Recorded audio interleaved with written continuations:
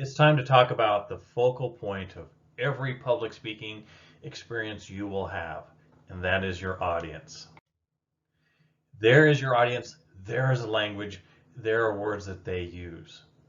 In other words, knowing your audience allows you to better communicate with them. And to do so, let's look at many factors related to your audience and how knowing your audience can help you connect with them.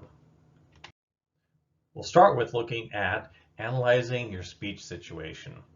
Who is your audience?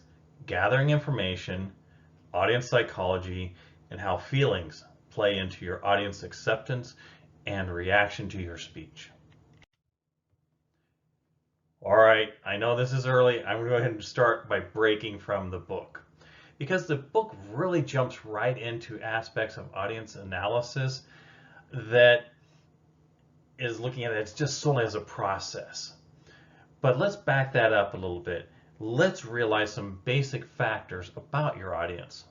Your audience is the center of your presentation. You would not be speaking without an audience. So you must focus on them. Without them, you're only someone speaking loudly on a stage. You can do that anywhere you want. If you don't have an audience, you can scream all you want, you can say all you want, but it does not make a connection. And remember, because they have afforded you the opportunity to share your thoughts, your feelings, and your ideas with them, you are up there to truly bless them so that way they leave there with something. Not you, but them. So we go up, when we present, we are there to share. Now, let's jump back to the book. Let's analyze this speech situation because this will impact how you prepare for your speech. From the rough draft all the way to your speaking outline, to the audiovisual aids that you use, even how you talk, the language you use will be changed by this. Now, physical location. Some physical locations are wonderful. Most classrooms are ideal for public speaking because you have a group of students that understand they are there to learn, they're there to listen. You have a closed door, you have a nice setup of rows of chairs and everything. It works so wonderfully. However, as we're speaking about, you might be doing a presentation in front of your community, which might be outdoors. There might be lawnmowers cutting grass a few yards away. There might be planes going overhead. There might be different things that come up that will create noise, physical noise, that you have to overcome. I'll share a quick experience. I used to perform at Renaissance fairs and festivals. And at these festivals, boy, sometimes you ended up in the perfect place. Other times, you ended up with the bagpipes right next to you. When those bagpipes are there, you got to speak up or you can't be heard. It might limit nonverbal communication. Are you speaking in a small room where when you move closer to the audience, you can increase the warmth, where you can project and change your vocal tone, or do you have to constantly yell? So when you're using nonverbals, are they going to see them or are they not? Or are going to gradually exaggerate? Are you behind a podium? Those can change how you deliver your speech. Might require physical adaptation. As I was mentioning, you're speaking out in front of an audience in a parking lot or in front of a store. You might need to bring some type of amplification device, a mic, a speaker, something to make sure you can be heard. So those will all go into consideration when you start analyzing your audience and deciding, all right, how can I connect to them? Are there going to be technical needs? Now, when we go back to that classroom setting, guess what?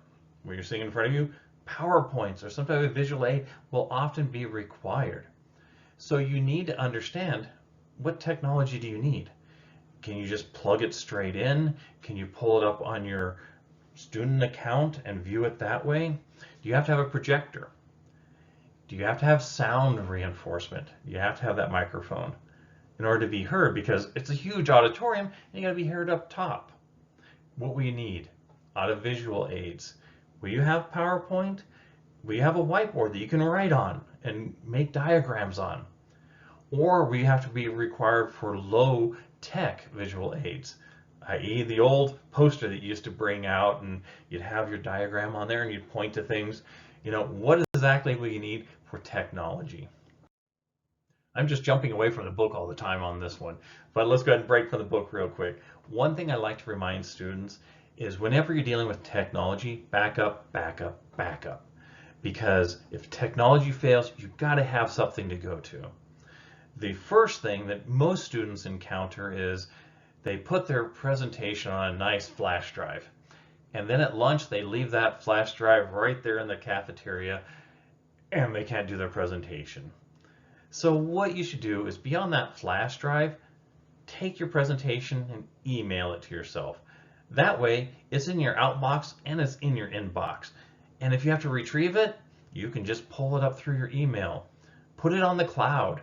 So that way you can just log into whatever cloud, OneDrive, or whatever you're using, and you can pull it up from there. This will ensure that when you forget that flash drive, you can do your presentation still.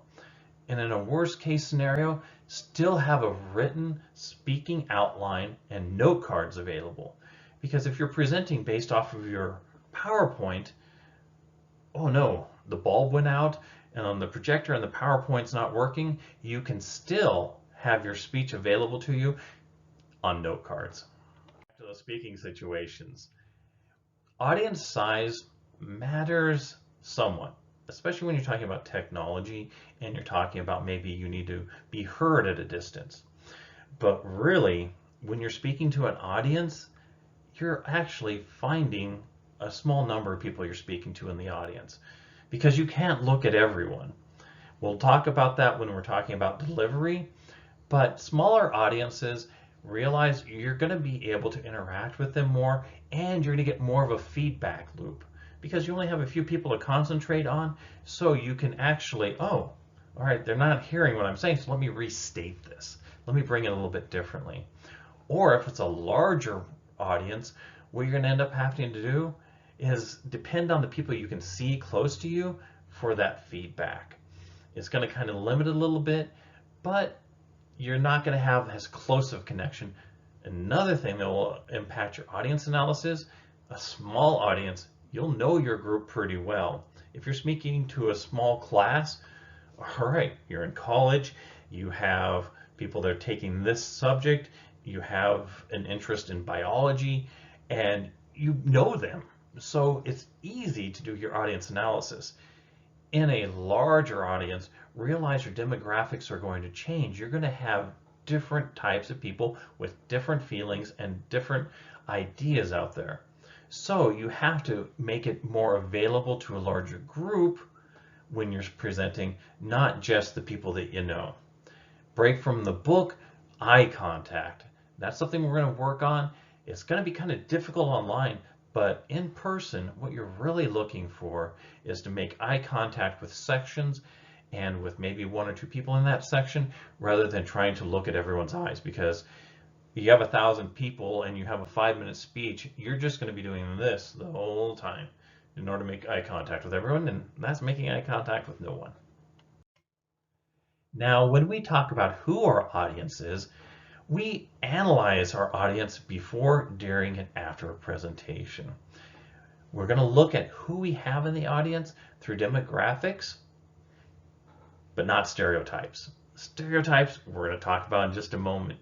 But when we're talking about demographics, we're really talking about understanding what makes up our audience, their composition. And beforehand, we can kind of get an idea of that. During, we're going to be able to get that feedback loop to know.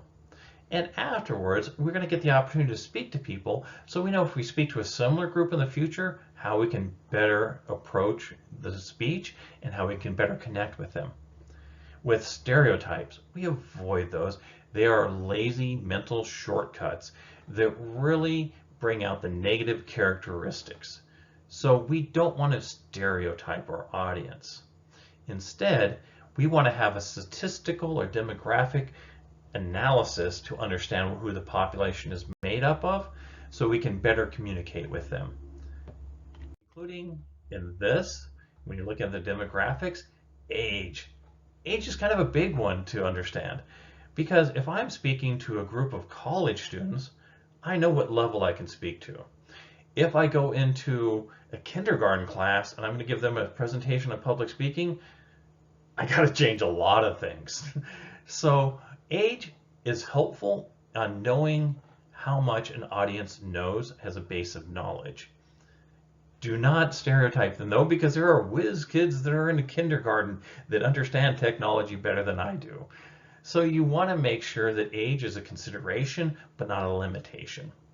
Sex and gender identity.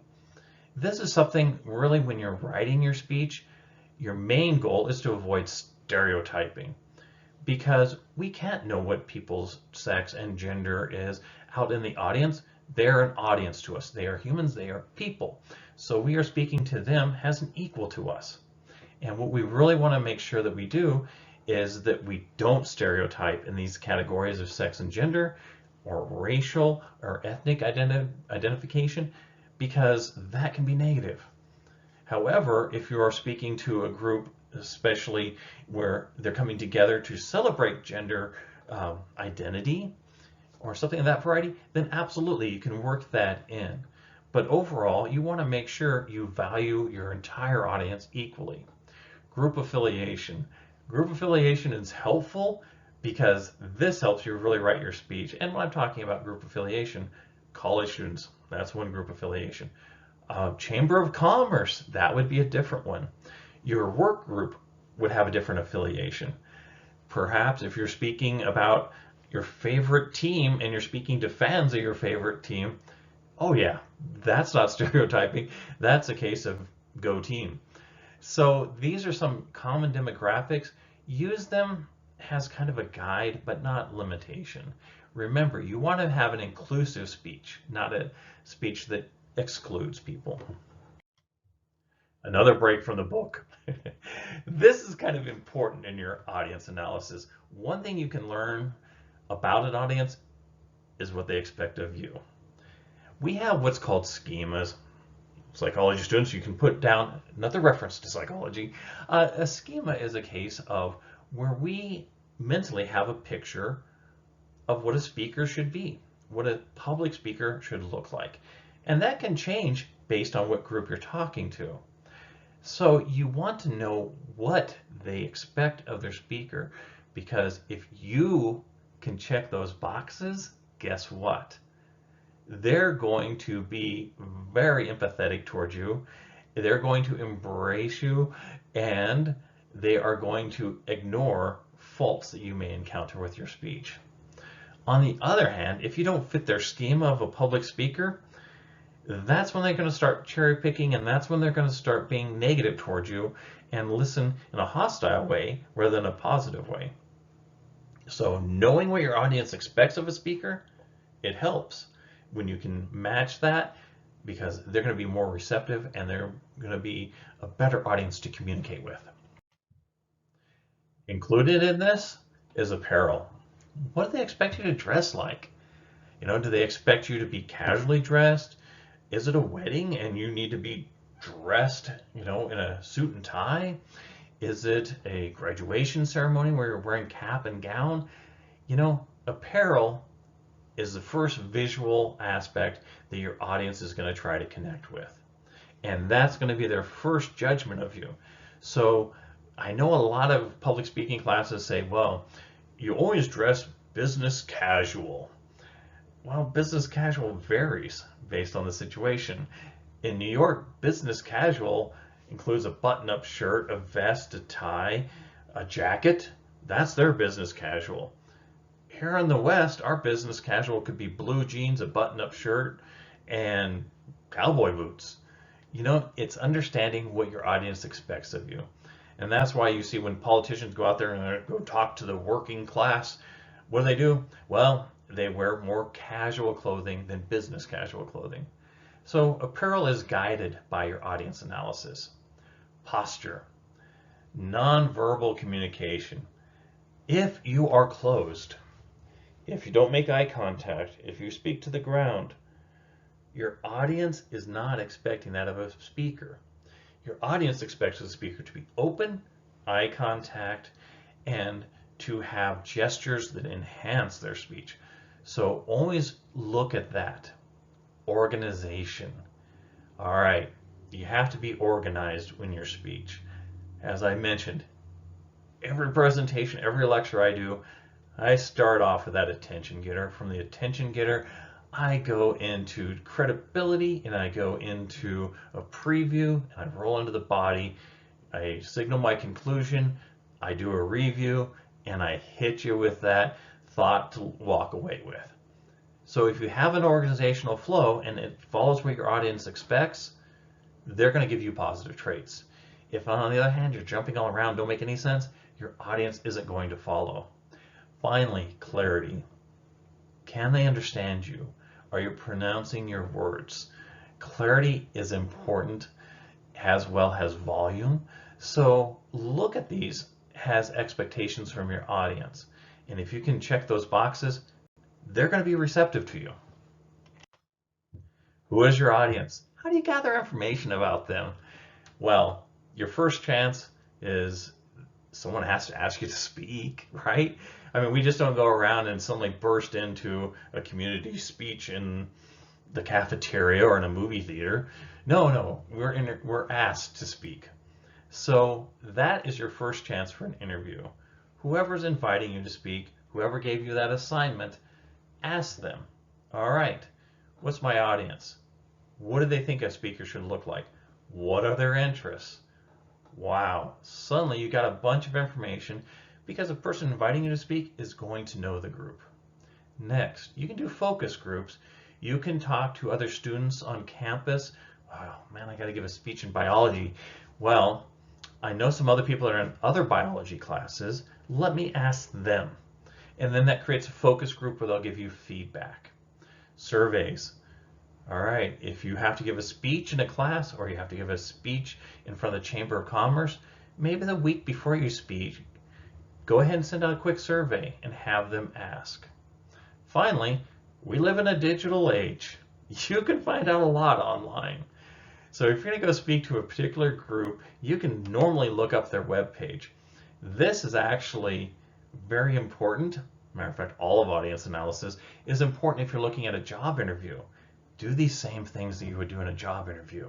You know, how I'm going to dress, what do they expect, what am I going to talk about? You can focus all this through digital and you can find out a lot of information. Audience psychology. Audience psychology is going to impact it. Matter of fact, when we were just talking a little bit before, yes, there's psychology. A schema is psychology. So when you're looking at an audience, try to figure out, identify what their beliefs are. Try to find out what is important to them. Remember, beliefs don't have to have evidence. A belief goes beyond evidence. People believe in a lot of things, ghosts and UFOs and stuff that they can't physically support, but it is part of their beliefs. So you want to make sure you don't offend or that you approach it appropriately. Next, attitudes. Attitudes can adjust throughout the day. We can have a good attitude in the morning, something bad happens, we have a bad attitude at night. But you can come up with a general attitude of the group. What is their attitude towards a topic? You know, do they believe in free-range cattle, or do they believe in clean water? I mean, what is their attitude towards general topics that you would be talking on? Again, that would go back to doing that interview, talking to the group beforehand.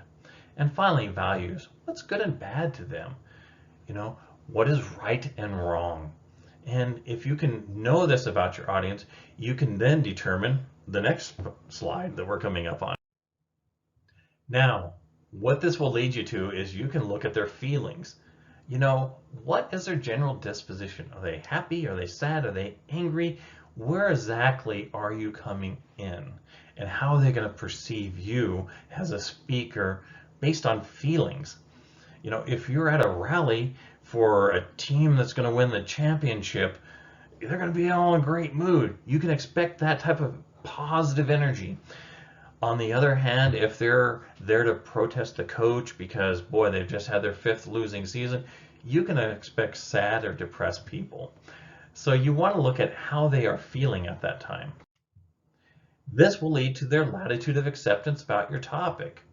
If you're there to talk about the championship team and you're to talk about the greatness of it, you're going to have a latitude of acceptance where the people really feel, yes, I love your message. On the other hand, if you're there to talk about how, well, yeah, they won the championship this year, but boy, they traded all their first round draft picks, so they're going to be crappy next year. They might be in a latitude of rejection. Latitude of acceptance really is based on the topic that you're talking on, knowing your audience, and when you determine this, you know where you need to help your audience see a different perspective, or if you're just echoing what they already like and they're going to love you regardless. Some things can change feelings in latitude of acceptance, believe it or not, time of day. If a person is speaking early in the morning, their audience might be partially asleep. They might need caffeine. Speaking to them right before lunch, they might be hangry. You know, they had breakfast at 5 in the morning. Here it is 11, and because of your speech, they're not going to get to their lunch until 1 o'clock. They might be grumpy and upset with you. So that might modify their feelings towards you. And they might reject more of your ideas than accept them. Perfect time to talk after lunch. They're fed, they're happy, they're looking at the end of the day coming up. Let's go for it. They're happy. Situation can also change the latitude of acceptance. Are they there because they bought tickets and they really want to be there? You know, you're doing a TED Talk, they want to hear your TED Talk, so they set out time to come and just see you.